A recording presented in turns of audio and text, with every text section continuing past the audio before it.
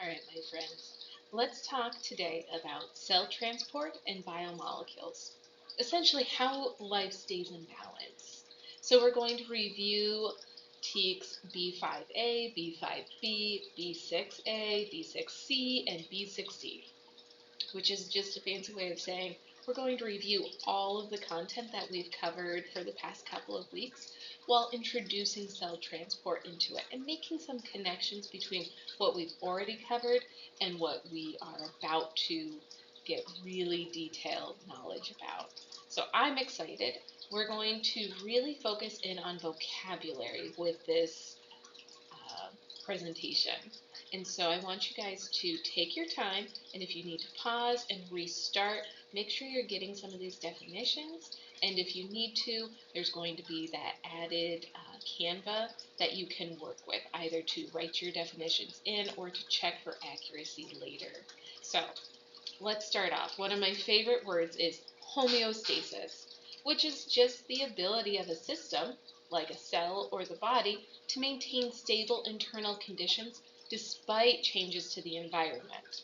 So, first word, homeostasis, the ability of a system to maintain stable internal conditions despite changes to the environment. So, let's get ready to rock and roll. So let's circle back to a couple weeks ago when we talked about prokaryotic cells. Well, we all know prokaryotic cells lack a nucleus and they don't have any membrane-bound organelles. A great example would be bacteria. So prokaryotes, they are simple, single-celled organisms. Their DNA floats in cytoplasm. They reproduce quickly and they're found everywhere.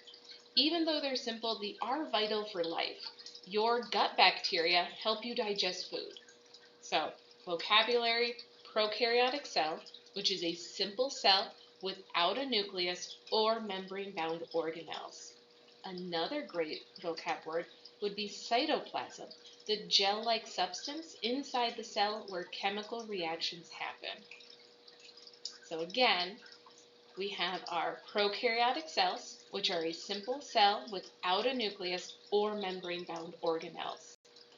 And then we have cytoplasm, which is a gel-like substance inside the cell where chemical reactions happen. Next, let's talk about eukaryotic cells. Well, eukaryotic cells are complex cells with specialized structures. The nucleus protects DNA. There's organelles like mitochondria that make energy, ribosomes that build proteins, your endoplasmic reticulum helps process them, and this complexity of a eukaryotic cell allows multicellular life to exist. So let's think vocab. Eukaryotic cell, which is a complex cell with a nucleus and organelles. Another great vocab word would be organelle, which is a specialized structure in a cell with a specific job. So again, eukaryotic cells, a complex cell with a nucleus and organelles. Organelle, which is a specialized structure in a cell with a specific job. So let's compare prokaryotics and eukaryotics. Well, both cell types have DNA, both have cytoplasm, and ribosomes. The key difference is a nucleus and organelles, which are in eukaryotic cells. A great analogy here would be prokaryotic cells are like a one-room studio, while a eukaryotic cell is like a house with rooms for different purposes. Let's talk cell structures. So we have our nucleus. This directs the cell. You have mitochondria, which are little powerhouses making ATP. You have ribosomes that build proteins. And all these structures make survival and growth possible. So here we want to think about maybe some of these cell structures as unique items that we should have either memorized or quickly able to figure out, either by doing process of elimination because we know some, or because we can make some comparisons. So we have nucleus, which is great for control. We have our mitochondria for energy, ribosomes for protein builders, and all three of those are going to be in both plant cells and animal cells. But then we have some specialized organelles, like lysosomes, which are like digesters, and those are only found in animal cells. We also have plant cell specific organelles, like chloroplasts for energy storage and cell wall for structure. So we have some specific animal or plant cells structures, and we also have some specific organelles that do specific jobs. So you're going to want to remember these. It comes up over and over again as we continue with biology. Okay, biomolecules. This is something we more recently talked about, so hopefully it's very fresh in your mind. Your life, all life, my life, your life, everything that is alive depends on four biomolecules: carbohydrates, lipids, proteins, and nucleic acids. And each has a unique job and unique elements that make them up. So some of our vocabulary that we're going to want to make sure that we know without having to look it up. Well, we should know that biomolecules are molecules that are essential for life: carbohydrates, lipids, proteins, nucleic acids. And we want to know this because all life is built on these four categories of biomolecules. They provide energy, structure, genetic information, and chemical control. Without them, cells wouldn't exist. So in the next couple of slides, we're going to break down each type even more, which should serve as an excellent review. So let's start with carbohydrates. Well, these are great for quick energy. They're made of sugars, and some great examples would be bread or pasta. And don't forget that carbohydrates are chains of glucose. Plants store starch, animals store glycogen, and they provide fast energy. Your vocab that you're going to want to make sure that you know is carbohydrate, a sugar-based biomolecule used for energy, and glucose, which is a simple sugar, which is the main energy source for cells. So again, just to recap the vocab: carbohydrate, a sugar-based biomolecule used for energy; glucose, a simple sugar, which is the main energy source for cells. Now, do carbohydrates do more than what I just said? Yes, but this is a review, not an in-depth discussion on it. All right, let's talk lipids. Lipids are energy rich and waterproof. Remember when we talked about that phospholipid bilayer? We have phospholipids that make up membranes that are critical to transport, and we're going to really dive deeply into those when we get to cell transport. Some vocabulary we will want to make sure that we know is lipids are fats, oils, or waxes, and they're used for long-term energy or membranes. We're going to want to know phospholipid, which is a lipid that makes up cell membranes. So again, lipids, fats, oils, waxes that are used for long-term energy or membranes. Phospholipid is a lipid that makes up the cell membrane. All right, next is proteins. Well, proteins do almost everything from transport molecules, they act as enzymes, and they even can give structure. So some good vocabulary that you're going to want to know is obviously protein, which is a biomolecule made of amino acids with many functions. You're also going to want to know amino acids, which are building blocks of proteins. So again, protein is a biomolecule made of amino acids with many functions, and amino acid, which is a building block of proteins. I like to always think of proteins as the workers of the cell. They build structures like muscle and hair, they transport molecules like hemoglobin, and they speed up reactions in the form of enzymes. Proteins are made of chains of amino acids, and they're folded into specific shapes that determine their function. So proteins are very important, and we encounter them in a lot of different ways, and our body uses them in so many different ways. Last but not least, obviously, is nucleic acids, your DNA and RNA, and these store genetic information. DNA is the blueprint, and RNA helps build proteins. Without these, cells couldn't make new molecules. So something you're going to want to make sure for vocabulary purposes is DNA. It's a molecule storing genetic information, and RNA, a molecule that helps build proteins.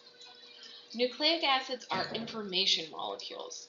DNA is the blueprint of life. It holds the instructions for proteins, and RNA helps carry out those instructions. Without nucleic acids, cells wouldn't know how to build proteins or regulate their activities. So very important. We've talked a lot about these, so hopefully you're really comfortable with this content. So let's tie some of these concepts together with biomolecules in cells. Well, we know that carbohydrates provide energy. We know lipids form protective barriers. Proteins are acting as workers, and nucleic acids hold the instructions. So some important vocabulary here would be metabolism. All chemical reactions in a cell are your metabolism. It's how things are happening. So metabolism, all chemical reactions in a cell. And you're going to want to remember that each biomolecule has a role. We have carbs for energy supply, lipids for structure and storage, proteins for workers and enzymes, nucleic acids for instructions. Together, these molecules allow cells to function and maintain metabolism. All right, enzymes. I know we talked about proteins already, which enzymes are a type of protein that speed up reactions. But let's also not forget that enzymes lower activation energy, making life possible. Without them, metabolism would be too slow. So important vocabulary word here would be enzyme, a protein that speeds up chemical reactions. Another great vocab word would be catalyst, something that speeds up a reaction without being used up. Remember when we did some of those labs on enzymes? We don't use up the enzyme. Once it gets used, it's ready to be reused again and again and again. So remember the cracker lab where we chewed a cracker, swallowed it, and then we did the lab again where we just held the cracker in our mouth and it tasted a little different? Well, we could repeat that lab over and over and over again, and you would have the same results because you're not using up amylase, that enzyme in your mouth that's breaking down the carbohydrates in the cracker. So you don't use up your enzymes. You can use them over and over again.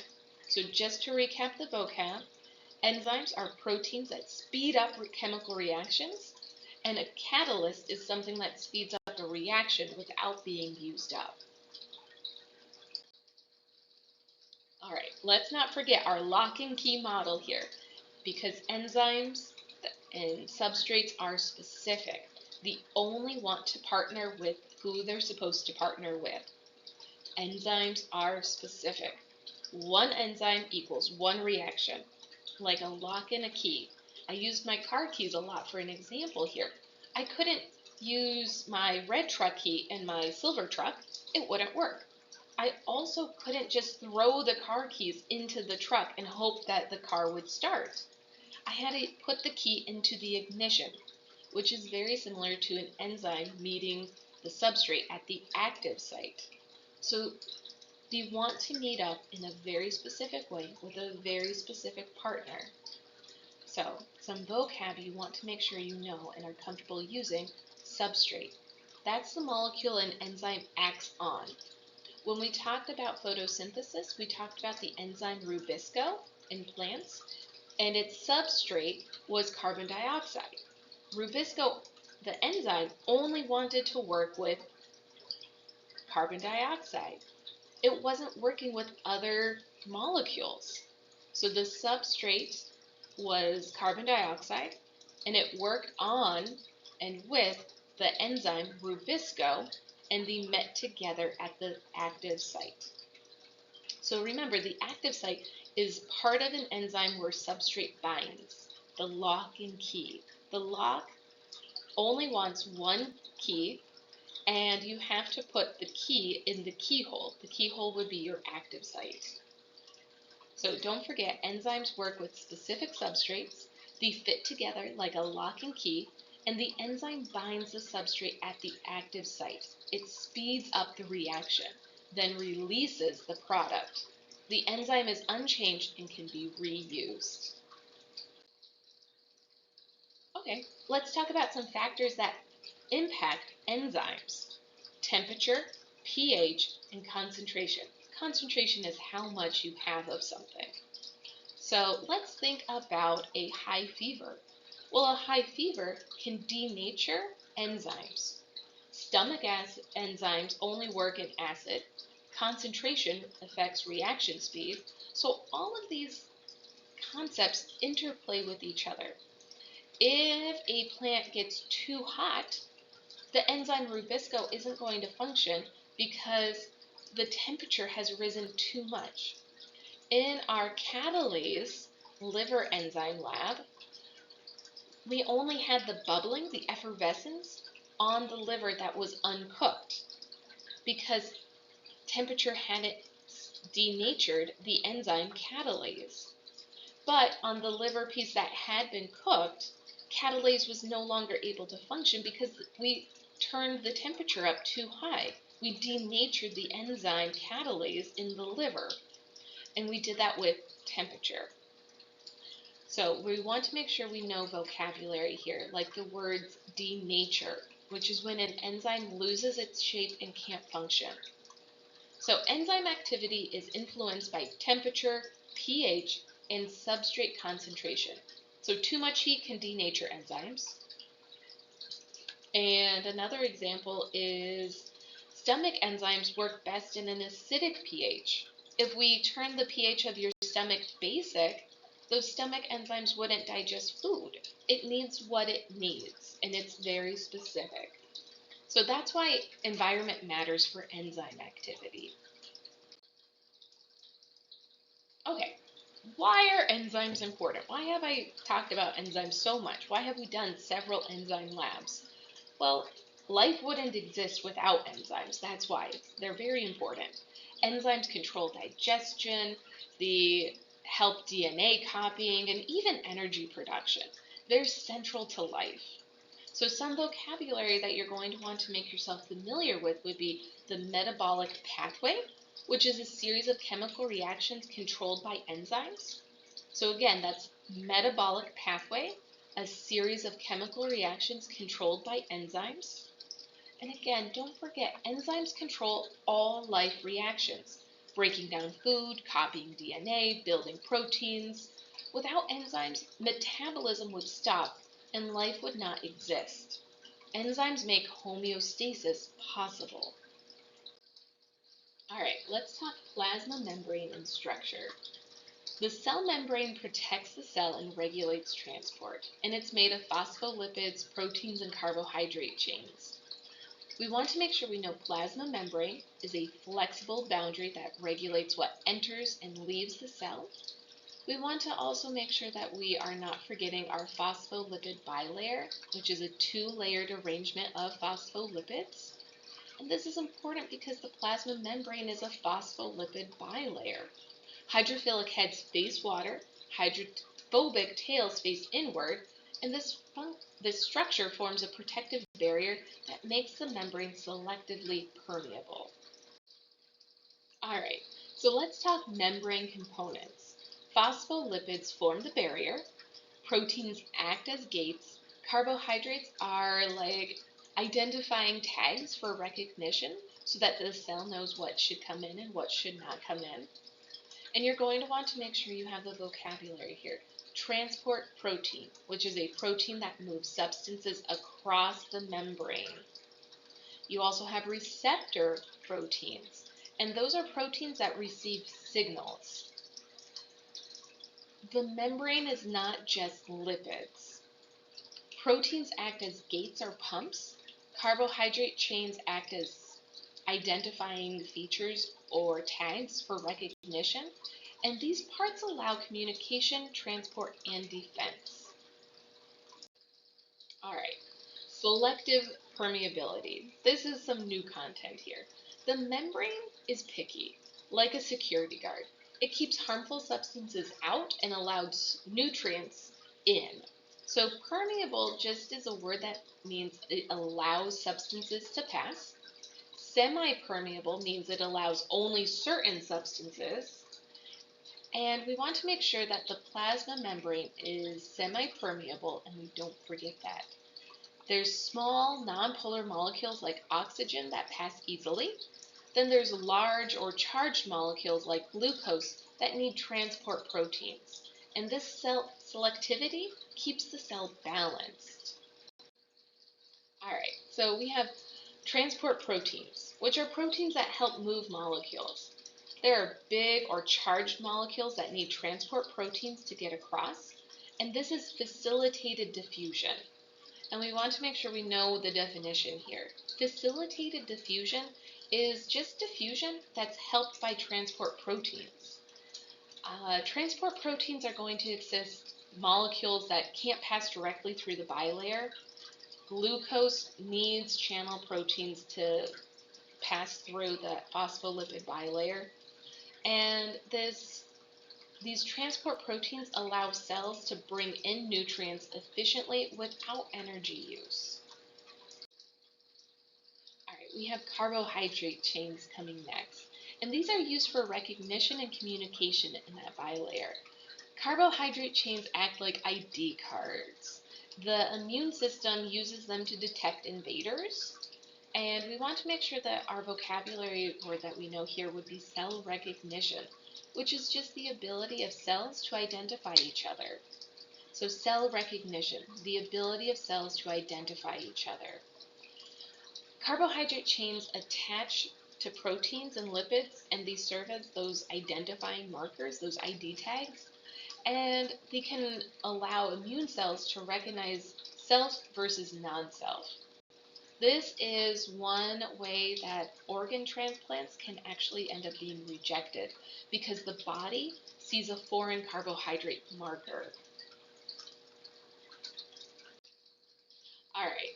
Whew, golly gosh, that took a while to review all of that stuff. But now we're ready to connect biomolecules, enzymes, and membranes to four big processes: homeostasis, energy conversions, transport, and synthesis.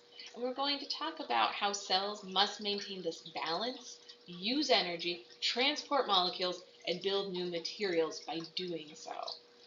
This is going to have some vocabulary words like cellular processes, which is essential functions that keep cells alive. So cellular processes, essential functions that keep cells alive. This is a really fun topic to get into because cells maintain life through four processes: homeostasis, energy conversions, transport of molecules, synthesis of new molecules, and these processes connect to everything we've just learned. All right, homeostasis, which is a stable internal environment. This is where we can see examples like sweating. If you're sweating, it means your body is too hot, and the sweating is going to help evaporation cool you down. So if you get too hot, you're going to start to sweat, and that will cool you down, and you'll be back to homeostasis. Another great example would be kidneys balance your water. So if you get dehydrated, you're going to want to drink more fluid, but your kidneys, if you're dehydrated, your kidneys are not going to want to produce urine as an output because your cells are lacking water. Your cells are going to maintain homeostasis partly with their membranes. We'll talk more about that, which is exciting. A great vocabulary word here would be equilibrium, which is the balance of conditions. So equilibrium, balance of conditions. Homeostasis is your cell's ability to maintain a stable internal environment. And the human body keeps blood sugar, water levels, and temperature stable your cells regulate these factors with membranes and transport. So, membranes and homeostasis. Well, transport helps keep the balance. Osmosis keeps cells hydrated. Diffusion balances gases. Transport is survival. So, some vocabulary here. Osmosis is the movement of water across a membrane. Osmosis, movement of water across a membrane. And cell membranes regulate homeostasis by controlling transport. Osmosis ensures water balance. Diffusion will balance gases like oxygen and carbon dioxide. Without membranes, your cells couldn't survive. Next, energy conversions. Well, cells change energy forms, and we already talked about this a little bit with photosynthesis and cellular respiration. So let's think about photosynthesis for a minute. Photosynthesis stores energy in glucose, and respiration releases it as ATP. So, vocabulary we should already know. Photosynthesis, which is the process plants use to convert sunlight into glucose, and cellular respiration, a process of breaking down glucose into ATP.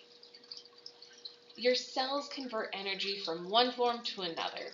Plants make glucose via photosynthesis, and all cells break glucose down through respiration to make ATP, which is the usable form of energy.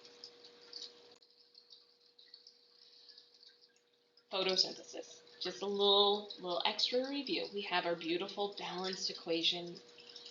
In chloroplasts, sunlight is used to make glucose. Plants store energy for themselves and other organisms. So some vocabulary not to forget. Chloroplast, which is an organelle in plant cells only, and it captures light energy. So chloroplast, an organelle found only in plants, and it captures light energy. And we have our nice balanced equation for photosynthesis where we have 6 carbon dioxide plus 6 waters, and it's going to create glucose and oxygen. In chloroplasts, light energy makes glucose. Plants store that energy and release the oxygen, and animals depend on this. It's the beginning of all of our trophic pyramid. It's the bottom foundation layer. Cellular respiration. We again have a beautifully balanced equation where we have glucose plus oxygen is going to create carbon dioxide, water, and energy. And this happens in the mitochondria, and it breaks down glucose to release ATP. This fuels all cell work. So we want to make sure our vocabulary is on point here, which means we need to know ATP, which is a molecule used by cells for energy. ATP, a molecule used by cells for energy. In mitochondria, glucose is broken down into ATP, and ATP powers all cell activities. It's why we call it the powerhouse of the cell, and that provides us energy for movement to transport. So let's dig deeper into ATP, which is our energy currency. Because ATP powers everything from muscle movement, transport, synthesis, think of it like a rechargeable battery. So ATP, adenosine triphosphate, is the energy currency of the cell. ATP is like a little rechargeable battery, and it stores small amounts of energy that can be used quickly. Cells make ATP during respiration, and they use it for active transport, building molecules, and even cell division. Next, let's think passive transport. Well, molecules move from high to low concentration, and this is natural spreading. So let's think about the vocab here. Diffusion. Well, diffusion is the movement of molecules from high to low. And that's diffusion, movement of molecules from a high concentration to a low concentration. So high to low. It never goes in the reverse. It's always high to low. Passive transport requires no energy. Molecules move down the concentration gradient until equilibrium is reached, so until they're balanced out. Diffusion and osmosis are great examples of this transport. So let's think of a great example. Well, if I spray perfume in the classroom, eventually all of you would smell some component of it because small molecules will move until they're evenly spread. Oxygen enters your lungs and diffuses into your blood. So the vocabulary here would have to be concentration gradient, which is a difference in concentration across a space. So concentration gradient, a difference in concentration across a space. Perfume spreading is a nice example of diffusion because molecules are going to move from an area of high concentration, right where you sprayed, to low concentration, the entire room. In the body, oxygen diffuses blood into cells. So let's think osmosis now. Well, we have plant cells in fresh versus salt water. What would happen if we exposed a plant to fresh water? And what would happen if we exposed a plant to salt water? What could we expect to see? Well, water moves towards the solute. Too much salt is going to dehydrate the cell. Osmosis keeps water balanced. So some vocabulary here would be hypertonic, where a higher solute is the concentration. So hypertonic, higher solute concentration. It means you have in the example of salt water, you would have a lot of salt as a solute in your solvent, your water. So hypertonic, lots of solute. Hypotonic, that would be a lower solute concentration. So hypotonic, lower concentration. In the example of salt water, it would be less salt to your solvent. So it would be a less salty salt water. We also have isotonic. So isotonic, which is equal solute concentration. Think plant cells in salt water. They're going to shrink because they're hypertonic. In fresh water, they're going to swell because they're hypotonic. So again, plant cells in salt water would shrink because they're hypertonic, and in fresh water, those plant cells would swell because they're hypotonic. In a balanced solution, they would remain stable. They would neither swell nor shrink. That would be isotonic. Osmosis keeps water balanced in cells. All right, so now we're to facilitated diffusion. Well, facilitated diffusion needs proteins to help molecules move without energy. Let's think glucose. Glucose enters the cells through facilitated diffusion. It uses channel proteins. And so our vocabulary here is going to have to be channel proteins, which channel proteins are proteins that allow molecules to pass through the membrane. So channel proteins are proteins that allow molecules to pass through the phospholipid bilayer, the membrane. Facilitated diffusion helps molecules like glucose enter the cell without energy. Transport proteins act like doorways that only certain molecules can use. All right, now we're to active transport. This uses ATP. It uses energy. That's the active part. So cell pump ions against the gradient. So this is where you need to use energy to get something past the membrane. The sodium-potassium pump in nerves is a great example of this. So let's define sodium-potassium pump. It's a protein that moves sodium and potassium using ATP. So the sodium-potassium pump is a protein that moves sodium and potassium using ATP. Active transport requires ATP because molecules move against the gradient. Your sodium-potassium pump moves sodium out and potassium in, maintaining nerve signals. All right, So now we're finally to endocytosis, which I think is exciting. And we talked about something similar already when we talked about the endosymbiotic theory. And that endosymbiotic theory is one theory we have for how mitochondria and chloroplasts entered into our eukaryotic cells. So the endosymbiotic theory sounds a lot like endocytosis. There's some differences here. So the endosymbiotic theory sounds like endocytosis because it starts with one cell engulfing another. But here's the distinction. Endocytosis is a cellular process that's happening all the time. A cell membrane folds inward to bring in molecules, fluids, or even other cells, and the engulfed material usually ends up in a vesicle, and it's often digested or processed. A great example would be a white blood cell eating a bacteria. So it's a cellular process happening all the time, and it involves the engulfed material ending up into a vesicle, and it's where the cell membrane folds inward to bring in molecules, fluids, or other cells. So a great vocab word here would be vesicle, a small membrane sac used to move materials.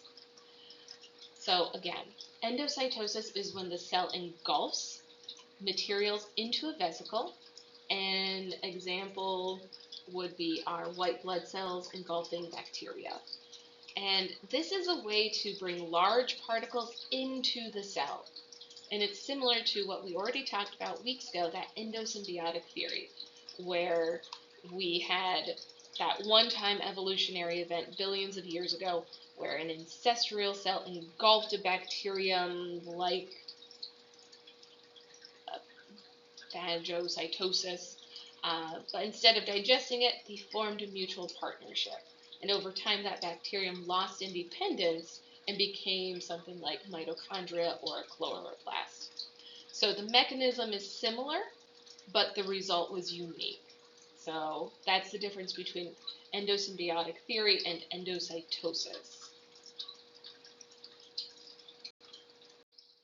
Okay, now we talked about endocytosis, where the cell engulfs and brings in. Well, now let's talk about exocytosis, where the cell releases material.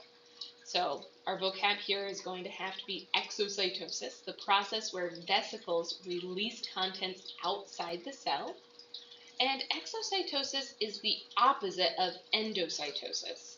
So endocytosis brings things in, exo gets things out of the cell. Cells package materials into vesicles and expel them.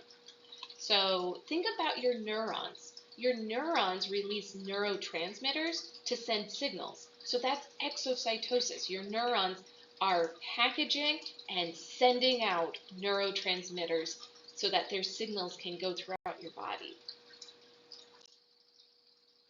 So we're on to synthesis. So the synthesis of molecules. Well, cells build new proteins, lipids, DNA, all of it. Your ribosomes use RNA to build proteins, and this is how cells grow and repair.